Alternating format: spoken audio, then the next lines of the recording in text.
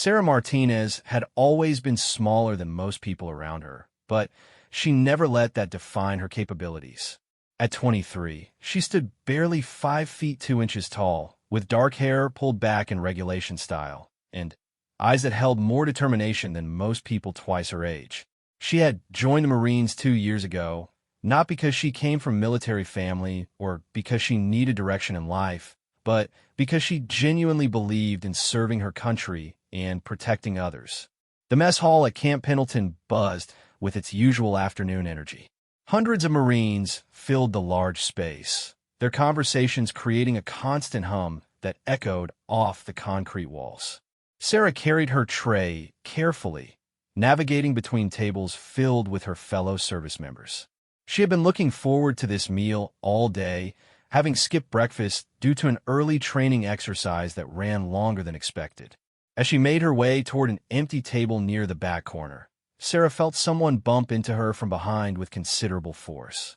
The collision sent her stumbling forward, her tray tilting dangerously as she fought to maintain her balance. Hot soup splashed over the edge of her bowl, soaking through her uniform shirt and burning her skin underneath.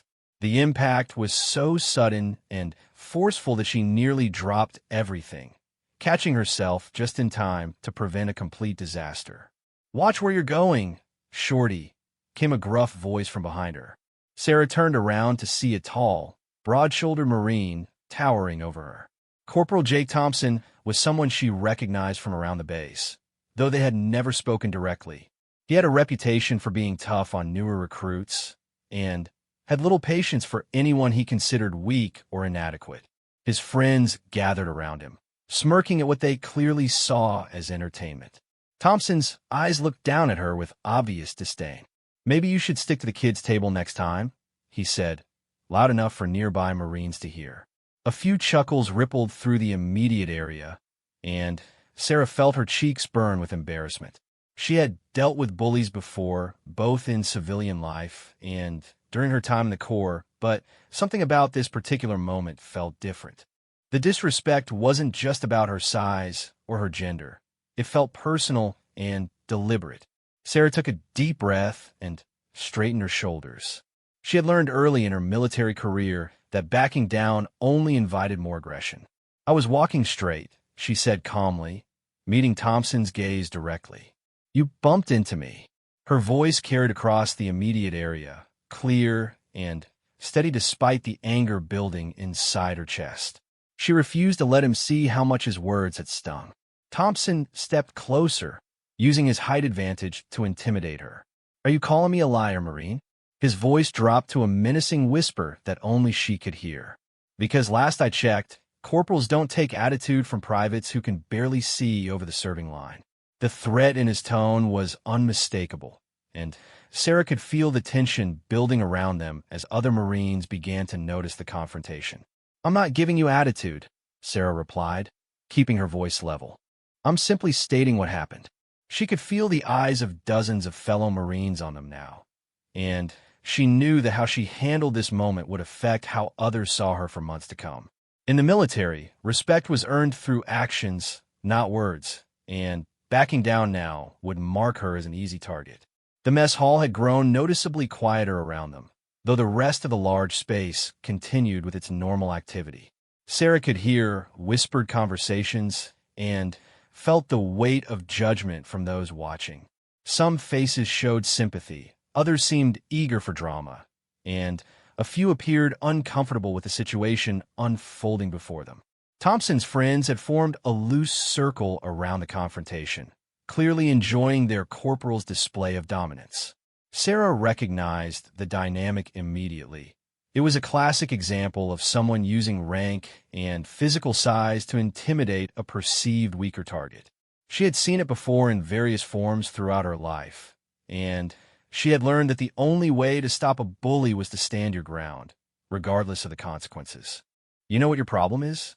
Thompson continued, his voice growing louder again. "You think because you made it through basic training, you're some kind of tough guy. But look at you. You're nothing but a little girl playing dress-up in a Marine uniform." The insult hung in the air like a challenge, and Sarah felt something inside her shift from embarrassment to cold anger. Sarah set her tray down on the nearest table with deliberate precision. She turned back to face Thompson, and when she spoke, her voice carried a quiet authority that surprised even her. "Corporal Thompson, with respect, my size has nothing to do with my ability to serve my country or my fellow Marines. I've earned my place here just like everyone else, and I'll continue to prove that every single day." The response clearly wasn't what Thompson expected. He had anticipated either submission or an emotional outburst that would give him further ammunition. Instead, he found himself facing a Marine who refused to be intimidated, despite being at a clear physical disadvantage. For a moment, uncertainty flickered across his features before his expression hardened again. "We'll see about that," he said, stepping even closer until he was looming directly over her. "Maybe you need a reminder about how things work around here." The threat was now unmistakable, and Sarah could feel the situation escalating beyond mere verbal sparring. She remained perfectly still, her hands at her sides, her breathing controlled, and even, just as Thompson raised his hand in what appeared to be preparation for either a push or something worse, the atmosphere in the mess hall suddenly shifted dramatically. Sarah heard the sound of heavy footsteps approaching from behind her, accompanied by a strange ripple of silence that seemed to spread outward from wherever the footsteps originated. The change was so pronounced that even Thompson hesitated, his raised hand freezing in mid-motion as his eyes focused on something over Sarah's shoulder. The first thing Sarah noticed was how quickly the background noise in the mess hall dropped to almost complete silence. Conversation stopped mid-sentence, chairs stopped scraping against the floor, and even the usual clatter of trays and utensils seemed to pause. It was the kind of sudden quiet that only happened when something significant was about to occur, and Sarah felt the hair on the back of her neck stand up in response to the dramatic shift in atmosphere. Thompson's expression had changed completely. The arrogant smirk that had dominated his features moments before was replaced by something that looked very much like panic. His raised hand dropped quickly to his side, and he took an involuntary step backward, his eyes fixed on whatever was approaching from behind Sarah. The transformation was so complete and so sudden that Sarah almost turned around immediately to see what could cause such a dramatic reaction. "What's going on here, Marines?" The voice that spoke was calm, controlled, and carried an authority that Sarah had rarely heard before. It wasn't loud or aggressive, but it commanded immediate attention from everyone within hearing range. Sarah felt a chill run down her spine as she realized that whoever had just arrived was someone of significant importance, someone whose mere presence could transform a bullying incident into something much more serious. Sarah turned around slowly, and what she saw made her breath catch in her throat. For men in military uniforms were walking toward their small group, and even from a distance, Sarah could see the distinctive insignia that marked them as general officers. The stars on their shoulders seemed to gleam under the mess hall's fluorescent lighting, and their measured approach suggested they had been observing the situation for some time before deciding to intervene. The lead figure was a man in his 50s with silver hair and a weathered face that spoke of decades of military service. His uniform was immaculate, every detail perfect, and he carried himself with the confident bearing of someone accustomed to command. Sarah recognized him immediately as General Robert Hayes, the base commander, though she had only seen him from a distance during formal ceremonies and briefings. Behind General Hayes walked 3 other general officers, each carrying themselves with similar dignity and authority. Sarah's mind raced as she tried to process what was happening. General officers didn't typically spend time in enlisted mess halls, and they certainly didn't involve themselves in minor disciplinary matters between lower-ranking Marines. The fact that 4 of them were here, walking directly toward her confrontation with Thompson, suggested that something much larger was at play. "I asked what was going on here," General Hayes repeated, his eyes moving from Thompson to Sarah and back again. His tone remained perfectly controlled, but there was an edge to it that suggested his patience for explanations was limited. Thompson's friends had already begun to back away from the scene, clearly recognizing that they wanted no part of whatever was about to unfold. Thompson snapped to attention with mechanical precision. His earlier bravado completely evaporated. "Sir, General Hayes, sir. There was just a minor disagreement about personal space in the chow line, sir." His voice cracked slightly as he struggled to find words that would minimize the situation without outright lying to a general officer. Sweat had begun to form on his forehead, despite the comfortable temperature in the mess hall. General Hayes studied Thompson for a long moment before turning his attention to Sarah. "And you, Marine? What's your version of this minor disagreement?" His tone was neutral, but Sarah sensed that he was genuinely interested in hearing her perspective. She snapped to attention as well, her training taking over despite her confusion about the situation. "Sir, Corporal Thompson bumped into me while I was carrying my tray, causing me to spill soup on my uniform. When I mentioned that I had been walking straight, the situation escalated to verbal confrontation, sir." Sarah's voice was clear and steady as she gave her account, sticking to the facts without editorial comment or emotional coloring. The general nodded slowly, his experienced eyes taking in details that others might miss. He noticed the soup stains on Sarah's uniform, the defensive posture Thompson had unconsciously adopted, and the way other Marines in the immediate area were carefully avoiding eye contact. "I see," he said finally. "And were you planning to resolve this disagreement through physical means, Corporal Thompson?" Thompson's face had gone pale. "No, sir. Absolutely not, sir. I would never engage in conduct unbecoming, sir." The denial came out too quickly and too forcefully, suggesting that physical confrontation had indeed been exactly what he was considering before the generals arrived. His entire demeanor had shifted from aggressive bully to terrified subordinate in the span of less than a minute. General Hayes exchanged a meaningful look with the other three general officers, and Sarah caught a subtle nod pass between them. There was clearly some form of communication happening that she wasn't privy to, and the realization made her even more confused about why such high-ranking officers were involved in what should have been a routine disciplinary matter handled by lower-level leadership. "Corporal Thompson," General Hayes said, his voice taking on a formal tone that suggested official business was about to be conducted. "You're dismissed. Report to your commanding officer immediately, and inform him that I will be speaking with him within the hour regarding proper conduct and respect for fellow Marines." The dismissal was absolute and final, leaving no room for argument or delay. Thompson saluted with shaking hands and executed an about-face that was slightly less precise than regulation due to his obvious nervousness. As he walked away, his friends scattered in different directions, clearly wanting to distance themselves from whatever consequences might follow. The speed with which they abandoned him spoke volumes about the seriousness of the situation and their recognition that association with Thompson was now a liability. Once Thompson was gone, General Hayes turned his full attention to Sarah, and she felt the weight of his scrutiny. "Marine Martinez," he said, and Sarah was surprised that he knew her name. "Would you join us for a moment? There are some things we need to discuss." It was phrased as a request, but Sarah understood it was actually an order disguised as polite invitation. Sarah glanced at her abandoned tray, then back at the four general officers. "Of course, sir," she replied, though internally she was completely bewildered. She had no idea why general officers would know her name or what they could possibly want to discuss with her.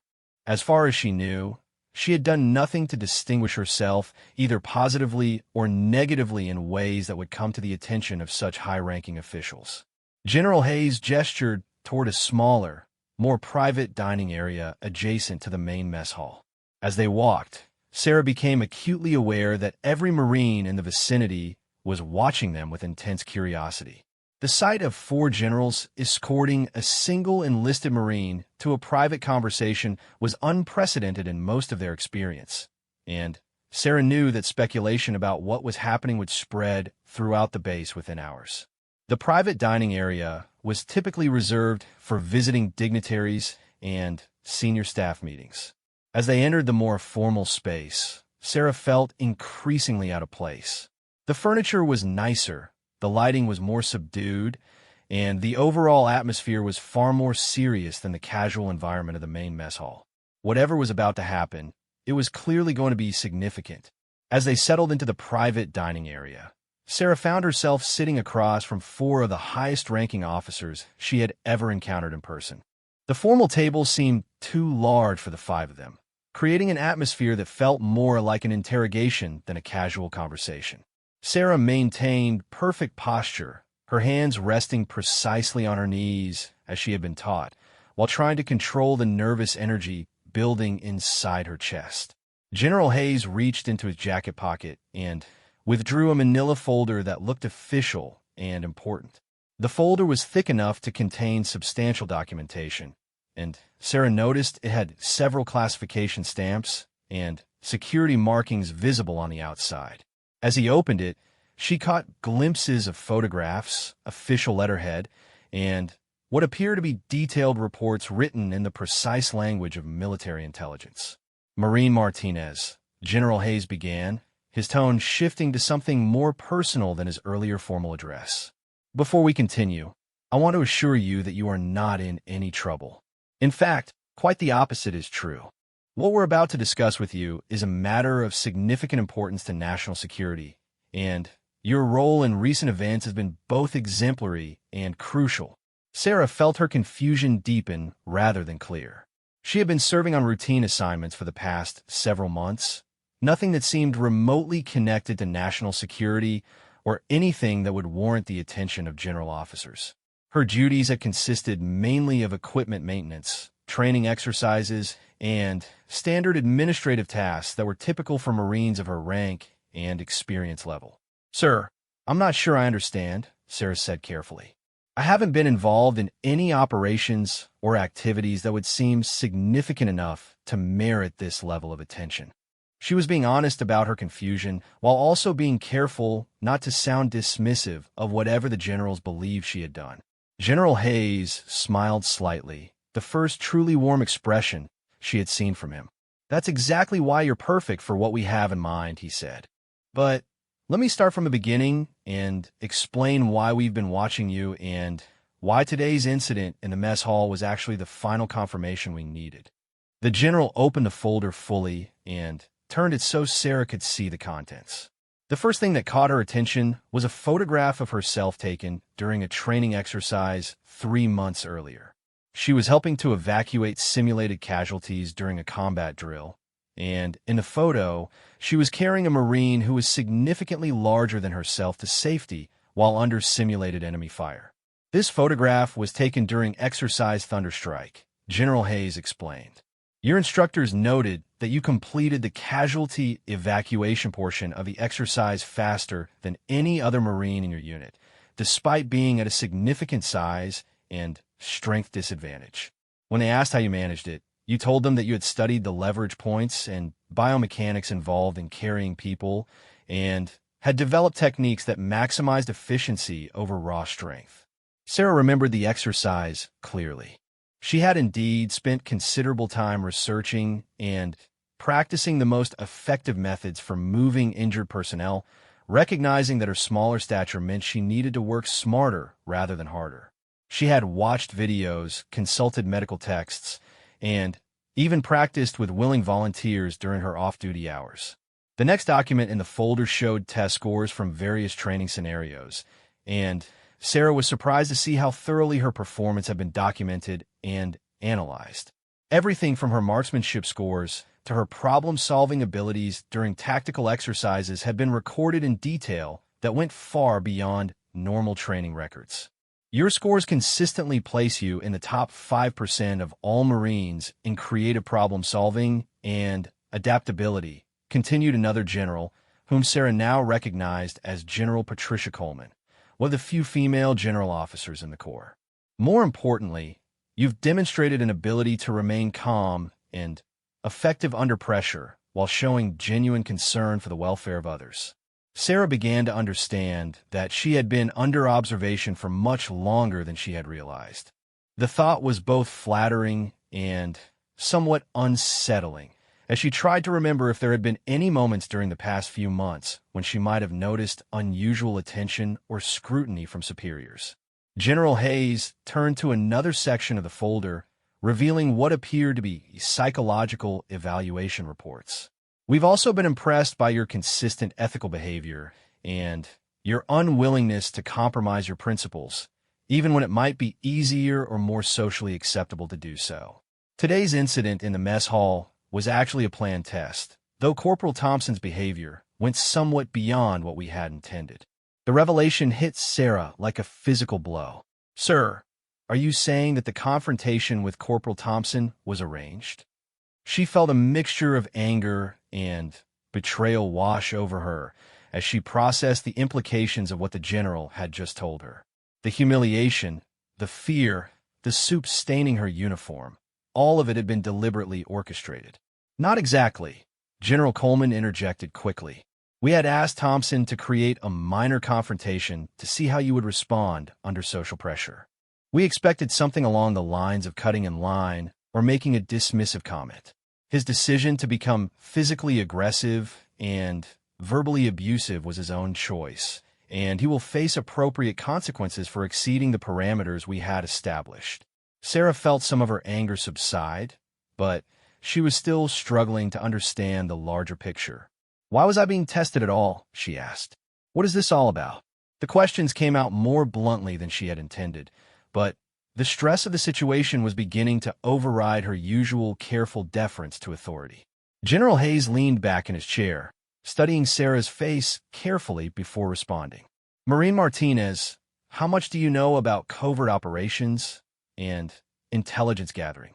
The question was clearly leading somewhere specific, and Sarah felt a flutter of anticipation mixed with apprehension in her stomach.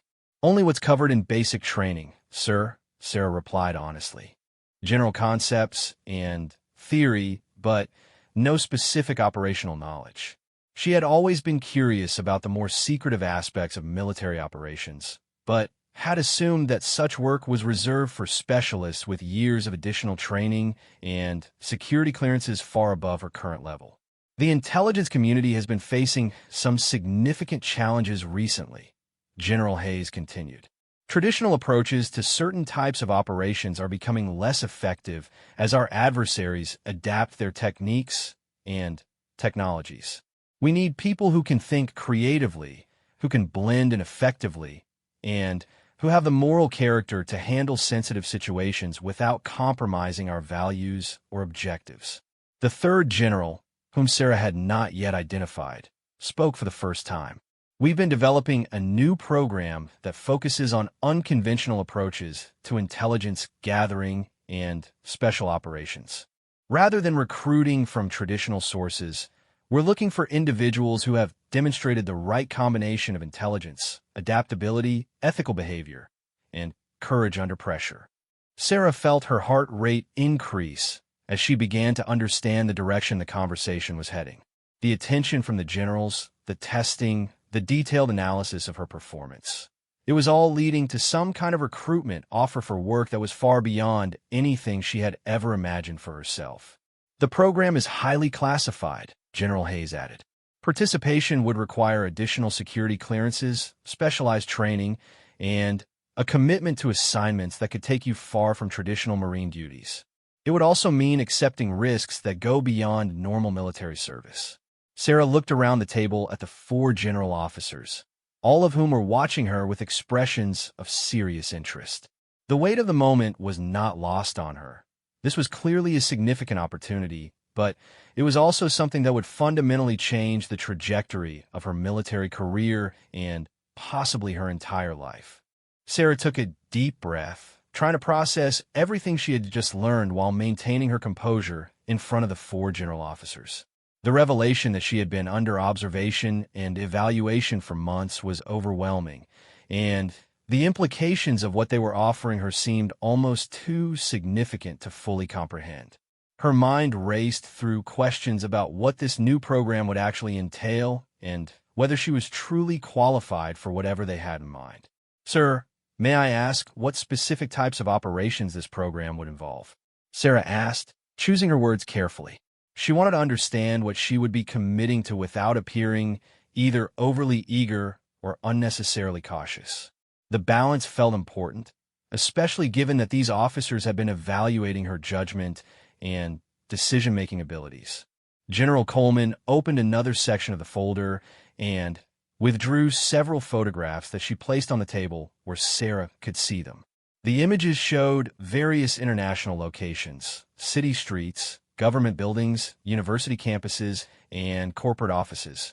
The settings looked ordinary enough, but Sarah sensed that their significance lay in what wasn't immediately visible. The operations would vary considerably, General Coleman explained.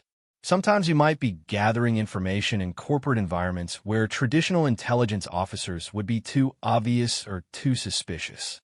Other times you might be providing security for sensitive personnel in situations where conventional protection would draw unwanted attention.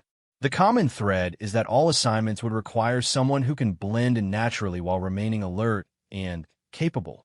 Sarah studied the photographs more closely, noticing details that suggested careful surveillance and planning. The images had been taken from various angles and distances, indicating systematic observation of targets or locations. She could see why someone of her unremarkable appearance and demonstrated adaptability might be valuable in such scenarios. The fourth general, whom Sarah now recognized as General Marcus Thompson, no relation to the corporal from the mess hall, leaned forward slightly. One of the key advantages you would bring to this work is that you don't fit the typical profile of someone in the intelligence field. Your size, your age, your background.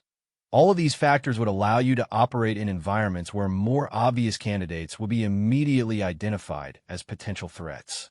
Sarah felt a mix of pride and uncertainty at the assessment. She had always been aware that her appearance often caused people to underestimate her capabilities, and she had learned to use that to her advantage in various situations. But the idea of deliberately leveraging that dynamic for intelligence operations felt both exciting and daunting. What kind of training would be involved, she asked, and how long would the commitment be? These seemed like practical questions that any reasonable person would want answered before making such a significant decision about their career and future. General Hayes consulted another document from the folder before responding. The initial training phase would last approximately 6 months and would cover a wide range of skills, including advanced surveillance techniques, foreign languages, cultural adaptation, emergency medical procedures, and specialized communication methods. You would also receive training in personal protection and defensive tactics specifically designed for covert environments. The scope of the training sounded both comprehensive and intensive. Sarah tried to imagine herself learning such diverse skills and wondered if she would be capable of mastering them all to the level required for actual operations. The medical training particularly interested her, as she had always been drawn to helping others and had considered pursuing medical training during her civilian education. As for the commitment, General Coleman continued, the initial assignment would be for 3 years with the possibility of extension based on your performance and interest.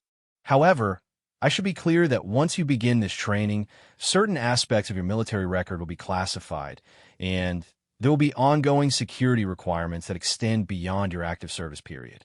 Sarah understood that she was being offered something that would fundamentally change not just her military career, but potentially her entire life trajectory. The security requirements alone suggested that this was work of genuine national importance, and the thought of contributing to such efforts was undeniably appealing. May I ask why I was selected for consideration? Sarah said, I understand that my test scores and performance evaluations have been strong, but there must be other Marines with similar qualifications. She was genuinely curious about what had set her apart from her peers and led to this extraordinary opportunity. General Hayes smiled again, and this time his expression seemed almost fatherly. Actually, there are very few Marines who combine your specific mix of qualities, he said. Your technical skills are excellent, but what really caught our attention was your consistent behavior in ethically challenging situations. You've never taken shortcuts that would compromise your integrity, even when doing so would have been easier or more popular. He turned to a section of the folder that contained what appeared to be incident reports and character evaluations from various supervisors and colleagues. In every situation where you've faced a choice between personal advantage and doing the right thing, you've chosen integrity. That's not as common as you might think, especially among people who also have the intelligence and adaptability required for sensitive operations. Sarah felt a flush of pride at the assessment, though she also felt somewhat embarrassed by the praise. She had simply tried to live according to her personal values and the standard she expected of herself as a Marine. The idea that such behavior was noteworthy enough to merit special attention was both gratifying and somewhat concerning. "There's one more thing you should know," General Thompson added, his expression becoming more serious. "The work you will be doing often involves operating without backup or immediate support. You would need to be comfortable making independent decisions in situations where the stakes are high and the guidance from superiors is limited. Not everyone is suited for that level of responsibility and isolation." The warning was clearly intended to ensure that Sarah fully understood what she would be accepting if she agreed to join the program. The thought of operating alone in potentially dangerous situations was intimidating, but it was also appealing in a way that surprised her. She had always been comfortable with independent responsibility, and the idea of being trusted with such significant autonomy was flattering. Sarah looked around the table at the 4 general officers, all of whom were waiting patiently for her response. She realized that this was one of those moments that would define the rest of her life, regardless of which choice she made. The safe path would be to continue with her current duties and build a traditional military career. The alternative was to accept an opportunity that could be either the most rewarding experience of her life or a decision she would come to regret. "How long do I have to make a decision?" she asked finally. The question felt both practical and like a way to buy herself time to process everything she had learned. General Hayes closed the folder and placed it carefully on the table between them. "You have 48 hours to make your decision," he said. "I know that seems like a short time frame for such a significant choice, but the nature of this program requires that we move quickly when we identify suitable candidates. There are ongoing operations that could benefit from your participation, and timing is a crucial factor." Sarah nodded, understanding the urgency while still feeling overwhelmed by the magnitude of what was being offered to her. 48 hours seemed both too long and not nearly enough time to properly evaluate a decision that would reshape her entire future. She wondered if there was anyone she could discuss this with, or if the classified nature of the program meant she would have to make this choice in complete isolation. "During the next 2 days, you'll be granted special leave from your regular duties," General Coleman added. "We want you to have time to think about this opportunity without the distractions of routine assignments. You should also know that if you decide not to accept, there will be no negative consequences for your regular military career. This conversation will remain classified, and your service record will continue exactly as it would have otherwise." The assurance was important to Sarah, as she had been concerned about potential repercussions if she declined such a significant offer from such high-ranking officers. Knowing that her current career path would remain unaffected regardless of her decision removed at least one source of pressure from her deliberations. General Thompson reached into his own jacket and withdrew a business card with only a phone number printed on it. "If you decide to accept, call this number at any time during the next 48 hours. Someone will answer regardless of when you call, and they will provide you with further instructions about reporting for your new assignment. If you decide to decline, simply return to your regular duties on Thursday morning and consider this conversation a compliment to your character and service." Sarah accepted the card and tucked it carefully into her uniform pocket. The simple piece of cardboard felt heavier than its actual weight, representing as it did a doorway to a completely different life than the one she had been planning for herself. She wondered how many other Marines had been presented with similar opportunities and what factors had influenced their decisions. "Before you go," General Hayes said, "I want to address what happened in the mess hall today. Regardless of whether you accept our offer, You should know that your response to Corporal Thompson's behavior was exactly what we hoped to see. You stood your ground without escalating the situation unnecessarily. You maintained your dignity under pressure, and you showed the kind of moral courage that we desperately need in the intelligence community. The general's words helped Sarah process the earlier confrontation in a new light. Instead of feeling embarrassed about the incident, she began to see it as validation of her instincts and training. The fact that her natural responses had aligned with what seasoned officers considered appropriate gave her confidence in her own judgment. As the four generals began to stand, indicating that the formal portion of their meeting was concluding, Sarah felt a mix of emotions that was difficult to sort through. Excitement about the opportunity competed with anxiety about the unknown challenges it would present. Pride in being selected wrestled with uncertainty about whether she was truly qualified for such specialized work. One final piece of advice, General Coleman said as they prepared to leave. Don't overthink this decision. Your instincts have served you well so far, and they're probably the best guide you have for choosing your path forward. Trust yourself to know what feels right.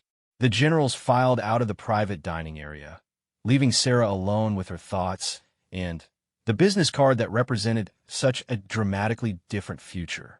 She sat in the quiet room for several minutes, trying to process everything that had happened in what felt like the most important hour of her life.